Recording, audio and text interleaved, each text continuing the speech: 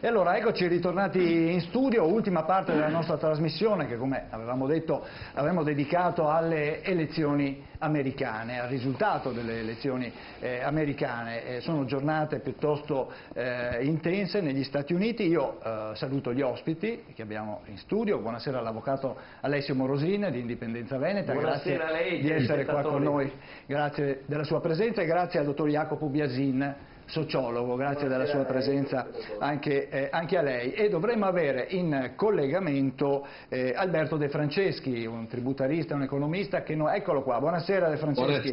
Buonasera a lei. Grazie anche a lei di essere qua. Allora Manno, una elezione e un esito che, diciamo così, lentamente si sta avvicinando forse a una soluzione, diciamo. È stata una buona competizione, siamo al limite della conta dei voti, quindi è giusto avere la certezza che la votazione vada nella direzione giusta, che i risultati siano quelli reali e non come è successo anche in altri casi. Per esempio abbiamo parlato di Kennedy, ma anche l'elezione di Kennedy è stata in dubbio, lo stesso l'elezione di altri presidenti che erano molto importanti, però oggi abbiamo due competitor che hanno raccolto 150 milioni di voti e la gente ha necessità, ha diritto di sapere effettivamente l'esito fino all'ultimo voto. Dopodiché chi vince governa. E questa è la bellezza della democrazia americana. Certo, allora prima di aprire la nostra conversazione noi vi proponiamo un servizio che è un po' riassuntivo della situazione, anche un pochino tra virgolette provocatorio. Ascoltiamo. Ma allora, è Joe Biden il nuovo presidente degli Stati Uniti? La domanda potrebbe sembrare fuori luogo, ma sull'esito delle presidenziali americane potrebbe diventare decisiva la battaglia legale avviata dal presidente uscente Donald Trump. Malgrado i grandi media americani abbiano dichiarato Joe Biden vincitore delle elezioni, formalmente ancora non lo è. Innanzitutto perché lo spoglio è ancora in corso in vari stati, Alaska, Georgia, North Carolina, Arizona, Pennsylvania, ma anche perché i 279 grandi elettori che vengono attribuiti al candidato democratico potrebbero ridursi di numero se i ricorsi presentati o che si intendono presentare da parte dei repubblicani dovessero andare a buon fine. Georgia e North Carolina sono due stati tradizionalmente repubblicani, insieme al South Carolina e alla Florida rappresentavano una garanzia di successo repubblicana. Attualmente in North Carolina è in vantaggio Trump di circa 75.000 voti, mentre in Georgia il vantaggio di Biden è di 14.000 voti. Anche l'Arizona, la Pennsylvania sono stati a trazione repubblicana storicamente, ma vedono in vantaggio Biden rispettivamente dello 0,7 e dello 0,4%.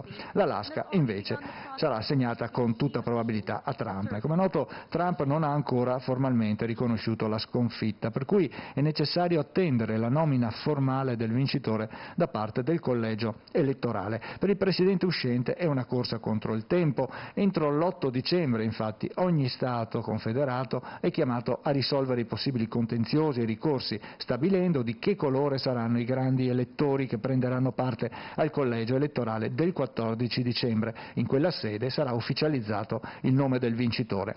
Altro punto interrogativo, qualora si arrivasse a questa data sul filo di lana, cioè con un numero di grandi elettori per parte quasi in equilibrio, è come questi si esprimeranno al momento del voto. Si dà quasi per scontato che i grandi elettori di ciascuno Stato votino per il candidato che ha vinto in quello Stato, ma non è sempre stato così. Ricordiamo che nell'ultima tornata elettorale, quella del 2016, furono 7 i grandi elettori repubblicani che non votarono per Trump.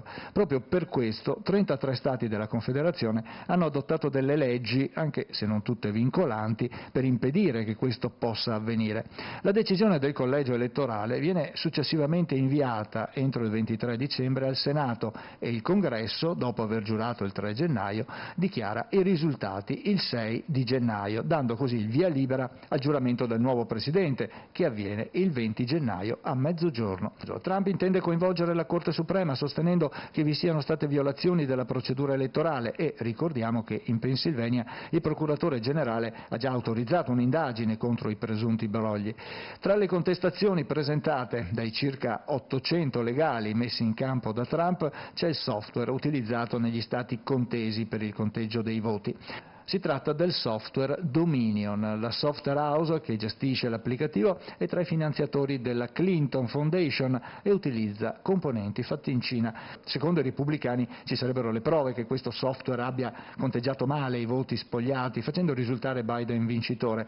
Queste sono alcune delle motivazioni che hanno spinto Trump a chiedere un controllo. Nel 2000, nella sfida tra George Bush e Al Gore, ci fu il Washington Post che assegnò a pochi giorni dall'Election Day la vittoria ad Al Gore, ma poi fu la Corte Suprema, un mese dopo, a ribaltare il risultato e a decretare la vittoria di George Bush. L'auspicio ora è che venga fatta massima chiarezza e anche magari in fretta. Ricordiamo che lo stesso Biden comunque aveva invitato alla calma e al conteggio di ogni singolo voto valido. Bisognerà dunque ancora aspettare. Bene, questo è insomma un po' il quadro complessivo di quello che è il percorso poi che porterà il nuovo Presidente a giurare il 20 gennaio prossimo. Allora Morosini, 800 avvocati,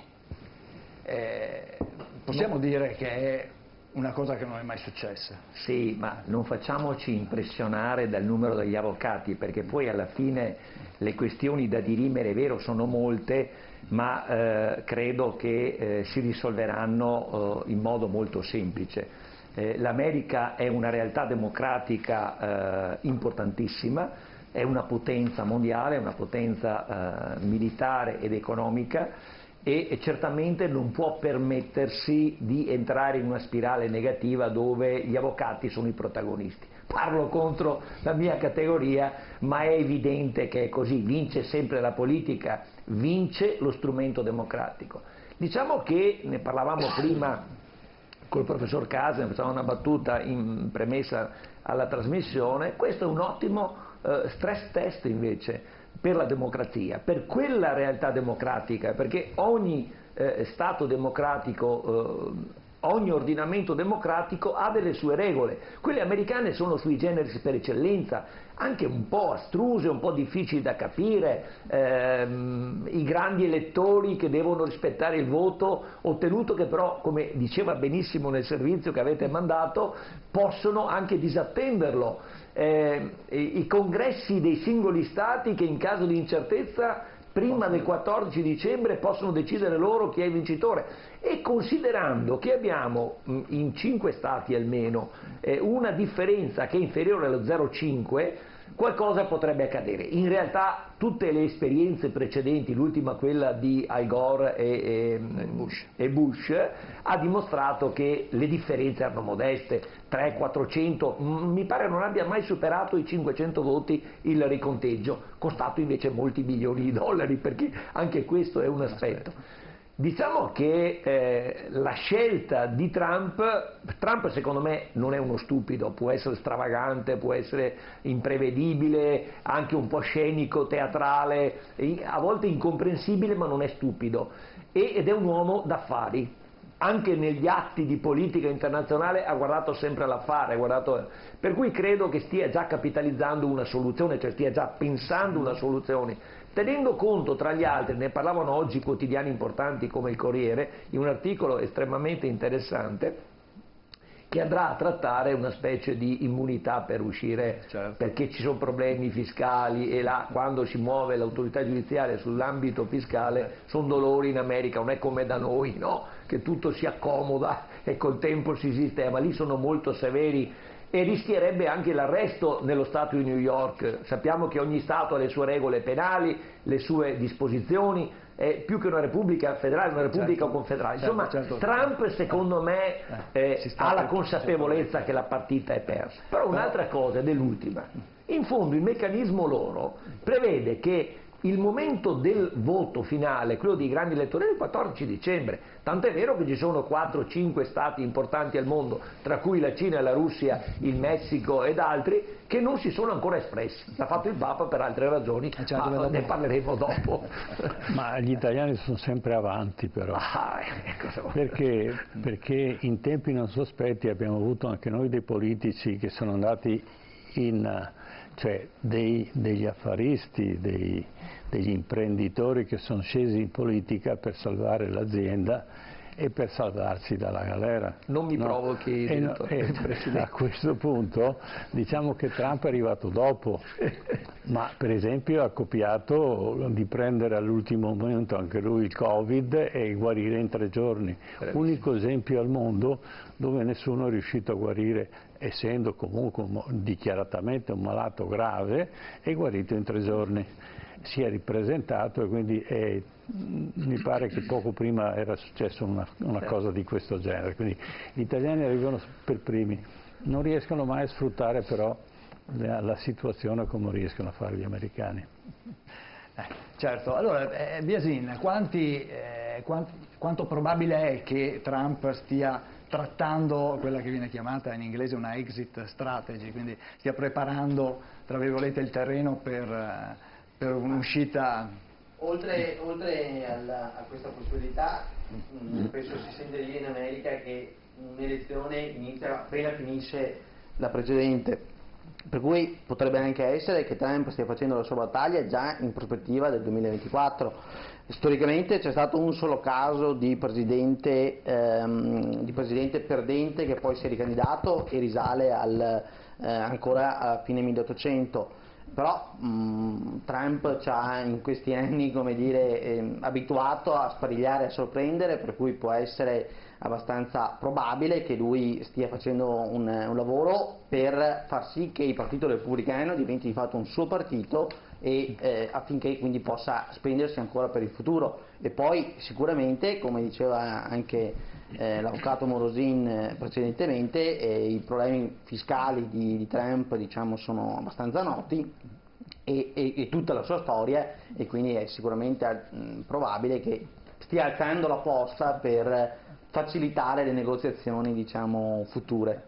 Certo, e a proposito di questioni fiscali vorrei far intervenire, se è ancora collegato, Alberto De Franceschi, perché non lo vedo ancora inquadrato. Vediamo se c'è. Eccolo qua, De Franceschi. Io mi vedo. Ci può aiutare lei per capire quali sono le questioni fiscali che affliggono Trump?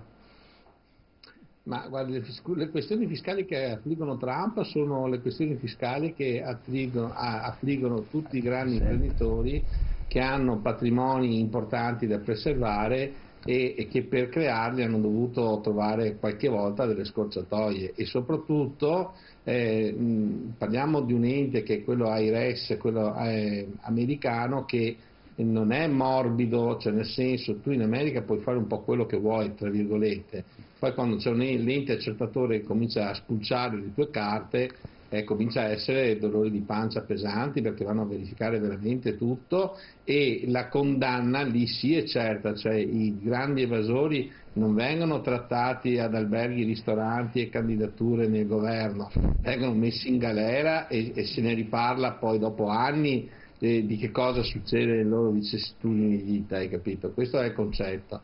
Il tema che, se posso permettermi, è che c'è una profilazione non tanto di che cosa succederà a Trump, ma di che cosa succederà anche a noi, perché le elezioni americane direttamente o indirettamente ci coinvolgono pesantemente nello scenario economico. Le due linee politiche economiche di Trump e Biden sono ben demarcate, e quella di Trump è protezionistica da un certo punto di vista all'interno del mercato americano e che crea una certa cautela su quelli che saranno i mercati finanziari. Quella di Biden no, e questo comporta che la Cina avrà una lunga leva sui mercati finanziari e potrà fare delle operazioni importanti, che se volete ne parliamo, perché il mercato del denaro, cioè il denaro in quanto tale, sta per essere smaterializzato ed esisteranno soltanto il denaro digitale. Questo è una cosa che è importantissima e che non se ne sente parlare, oppure siamo molto distratti dal Covid, ma questo si sta realizzando sia in Europa che in Cina, che in America, ed è importante questa cosa qui. E il conflitto Biden-Trump ha proprio uno dei punti cardine, se andate a leggere i programmi, è proprio questo.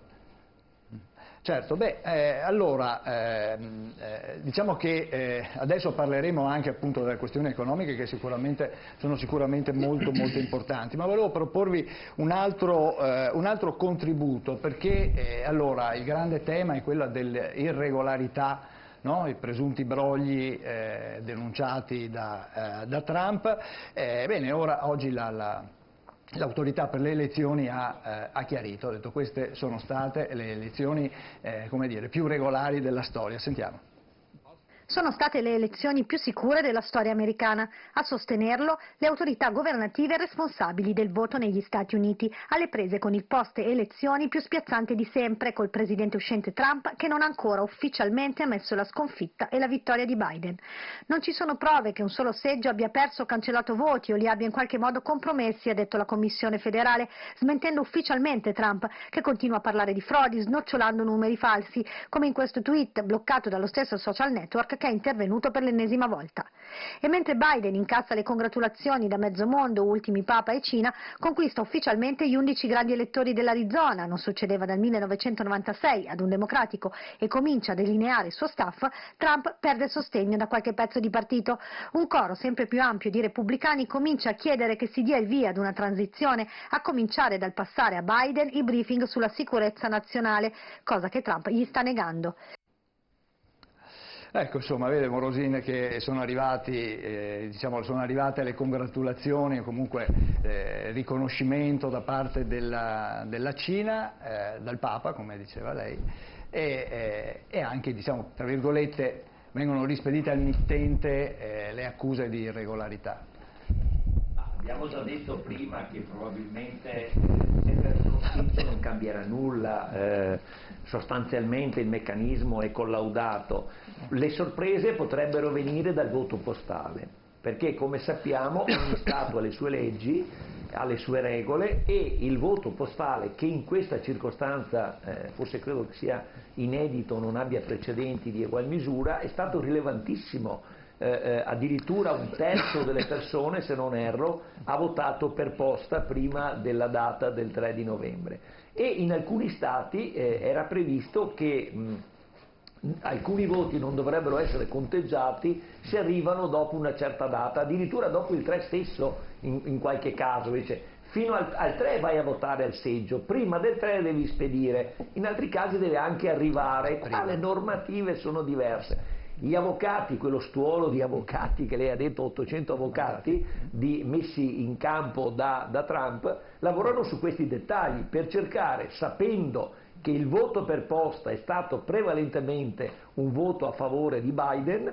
e chiaramente tagliando fuori, sapendo, 20.000 voti per posta, se so che 15.000 sono del mio avversario e riesco a farli saltare. Per il momento sono riusciti in alcuni stati, non in tutti, gli avvocati a tenerli separati, in modo tale che se ci fosse un giudizio poi dell'autorità anche giudiziaria o dei congressi dei singoli stati, eventualmente, se quelli non sono validi, siano tenuti fuori dal conteggio. Mi pare il Michigan in particolare e l'Arizona che c'era, proprio uno 0,1-0,2 di differenza. Vediamo se la regia riesce a riproporci la cartina.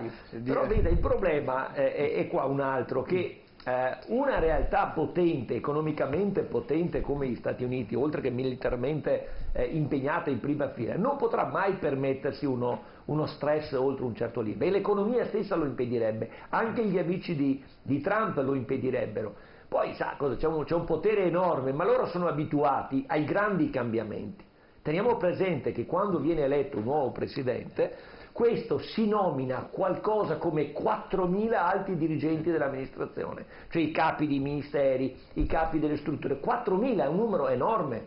C'è il famoso spoil system, via tutti i dirigenti del precedente presidente ed entrano i nuovi, di cui di questi 4.000, 1.000 devono essere confermati dal Senato. E quindi è una situazione che non consente, cioè c'è uno schieramento che si orienta in favore della soluzione, della garanzia del sistema. E Trump sta capitalizzando politicamente nell'auspicio di uscire con una formula che gli salvi l'immagine, ma anche di tenere probabilmente, come diceva il mio collega in studio, sotto controllo il partito repubblicano. Teniamo presente che non ci sono precedenti di votazione, siamo arrivati a 150 milioni di americani che sono andati a votare e lui ha superato i 72 milioni, ha superato di 9 milioni il voto precedente col quale aveva vinto. Però Biden è arrivato a 77 oltre milioni, quindi abbiamo numeri enormi. Questo è il bello della democrazia, e questa democrazia partecipata, così forte, così vissuta, non può permettersi che ci siano stravaganze trampiane. Io credo che terrà fino all'ultimo, secondo me fino al 14 che è il giorno del voto, quando avrà la certezza che anche ogni forma legale di ostruzione sarà stata vana, porterà a casa il risultato personale cui dicevamo prima e chiuderà la partita, perché sarebbe autolesionismo politico andare oltre. Non credo che gli gioverebbe in una prospettiva anche personale, sia politica sia di uomo di impresa. Certo. Beh, Biasin, da un punto di vista della società americana, quindi diciamo questi 150 milioni di elettori, questo tiro alla fune sul voto,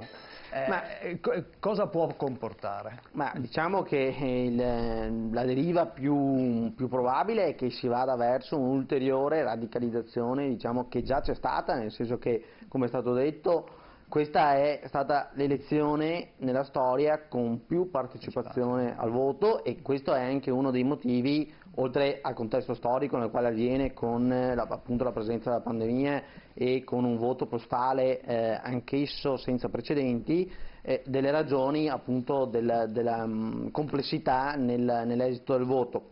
Ma poi abbiamo visto come su molti stati ci sia stata una battaglia fondamentalmente nell'ultimo voto, in Georgia, in Pennsylvania, nel Wisconsin, nel Michigan, tutta la famosa Rust Belt, diciamo, dei colletti blu, che un tempo era democratica e che nell'ultimo giro di voto Trump riuscì a strappare, e che segnò di fatto la sua vittoria del 2016, e che anche nel 2016 quei tre stati lì, Pennsylvania, Wisconsin, Michigan, andarono a Trump di poco e furono appunto decisivi. Ma poi ad esempio ci sono stati come l'Arizona, che è stata assegnata appunto oggi, tra ieri e oggi, che è storicamente repubblicana, era lo stato di John McCain, che fu lo sfidante di Obama nel 2008, e che per poco questo giro Biden è riuscito a strappare, per cui c'è una forte spaccatura all'interno della società americana, e Trump su questo ha costruito fondamentalmente ha costruito la vittoria del 2016, ha costruito il suo mandato da Presidente degli Stati Uniti, e immagino, se deciderà di continuare il suo impegno, diciamo, politico, sarà anche l'elemento caratterizzante del suo futuro, diciamo, come uomo politico americano. Certo. De Franceschi, Biden riproporrà alcuni dei temi forti di Obama, anche da un punto di vista della politica economica. Sì, ma io mi faccio una domanda, la faccio anche agli ospiti che sono in studio, cioè non mi pare che in questo momento ci sia qualcosa di eccezionale rispetto che alla normale gestione del conteggio dei voti che c'è sempre stata e che fa parte della disciplina giuridica degli americani. Cioè non vedo una cosa eccezionale, vedo che Trump ha le sue sbottate come sempre, ma quello fa parte del personaggio, che è molto pittoresco, ma tutto quello che è l'aspetto giuridico e dei conteggi è abbastanza normale. Sull'aspetto che mi ha chiesto Tullio, sì, effettivamente ricordiamo che Obama aveva promesso diciamo, la sanità per tutti a costo zero, ed è la stessa cosa che ha proposto anche Biden. Probabilmente i voti li ha presi così, però il fatto è che, come sappiamo, Obama non c'è arrivato a sta cosa qui, perché il sistema sanitario americano è fatto in una maniera tale che ha un certo tipo di costi, un certo tipo di gestione, che poi non è solo l'aspetto sanitario, è, tanto per dirne qualcuno, assicurarsi che nessuno paghi oltre all'8,5% del profitto netto per l'assicurazione sanitaria, che è bassissimo, poi aumentare il salario a $15 all'ora, cioè, per non dire che si aumenta la tassazione sui guadagni per chi guadagna più di $400.000, cioè tutte cose che sono ovviamente molto populiste, no? Molto all'appeal della gente che ha un reddito medio-basso, per non parlare dell'eliminazione delle armi di assalto, che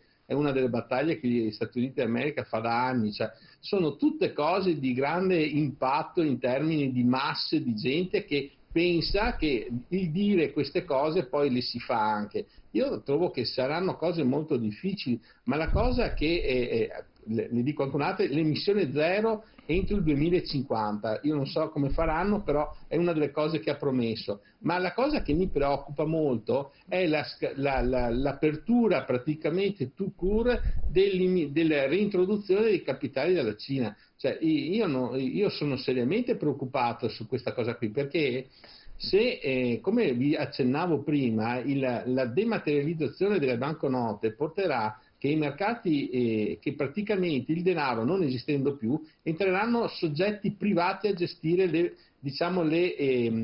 transazioni economiche.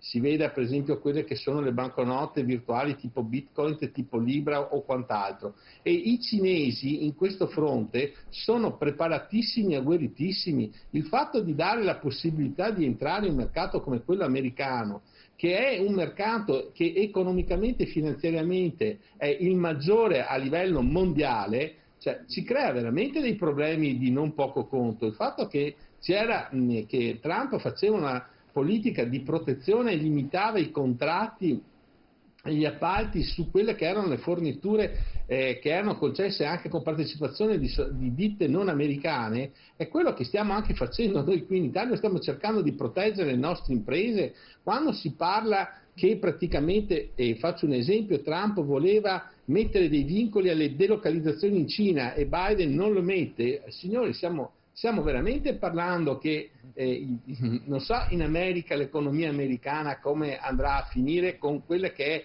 la scena di oggi, di quella che è la produttività cinese, che praticamente ha preso in mano un po' tutto. Cioè, siamo veramente su delle situazioni molto particolari. Ne leggo un'altra, per esempio, combattere l'epidemia degli oppioidi attraverso una prevenzione effettiva con cure e ricoveri ospedalieri disponibili per tutti. Io, in questo semplice concetto messo in base su un sistema sanitario americano, io non so come facciano. Cioè, gli homeless non sono 2 o 3 persone, sono migliaia di persone. Le persone che non hanno reddito e che sono diciamo in cura con sistemi palliativi perché non possono permettersi le cure, sono tanti, cioè, nel senso, se Obama non c'è riuscito, un motivo c'è.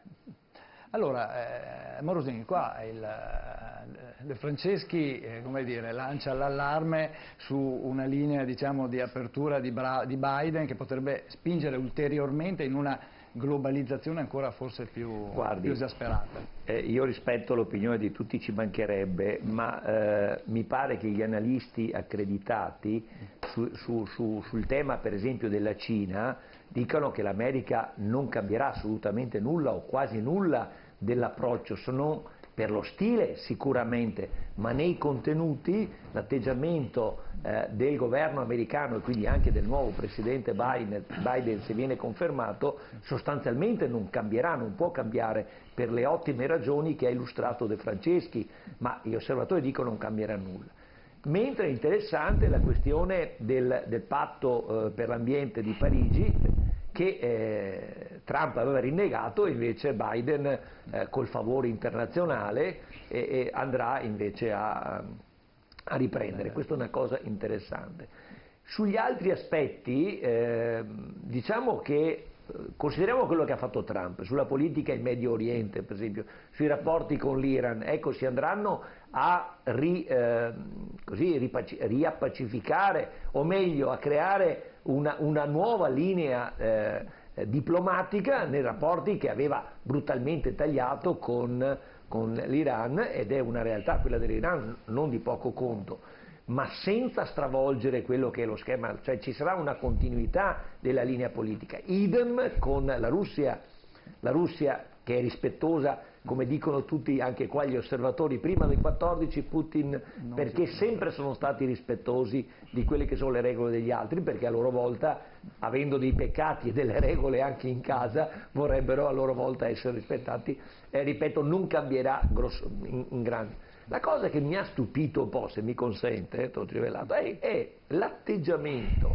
grossolano, anche aggressivo, finanche verbalmente violento della stampa italiana nei confronti di Trump, liquidato proprio come in modo brutale. Ho letto degli articoli su giornali importantissimi, su quotidiani, i più importanti quotidiani italiani, proprio pesante, quasi inopportuno anche, perché a noi cosa ci interessa? Aggredire un uomo che ormai abbiamo capito che non è rieletto, ma che bene o male rappresenta uno Stato importante. E questo non mi è piaciuto, dimostra forse una nostra debolezza. Io mi auguro che la politica italiana sia anche un po' più seria nelle relazioni internazionali, e invece purtroppo abbiamo visto delle elezioni, c'è chi è andato con la mascherina con scritto Trump 2020, chi è andato a fare altre sceneggiate. Ecco, bisognerebbe avere più autorevolezza,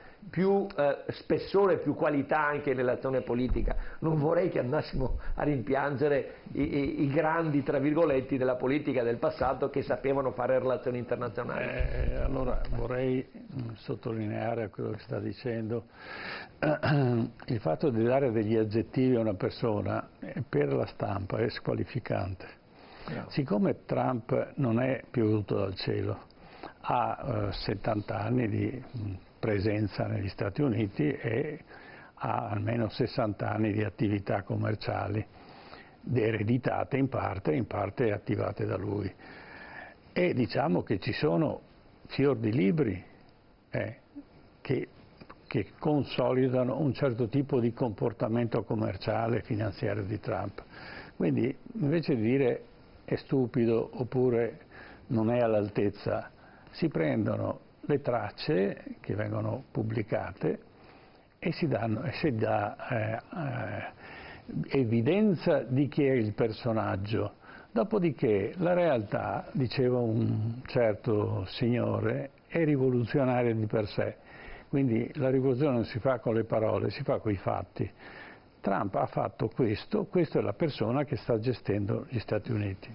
Attenzione, dietro un Presidente degli Stati Uniti di affari suoi ce n'è una montagna, che chiaramente non trapperà da nessuna parte, perché nessuna televisione si metterà contro un Presidente degli Stati Uniti, salvo fare le domande un po' birichine che lui naturalmente scansa, oppure dicendo ce l'avete con me e quindi li manda a quel paese, ma questa non è informazione. Negli Stati Uniti in questo momento, secondo alcune fonti attendibili, l'informazione è appiattita anche nei confronti di Trump, nonostante siano avversari politici. L'altro aspetto poi invece è che il direttore delle poste è un finanziatore della campagna di Trump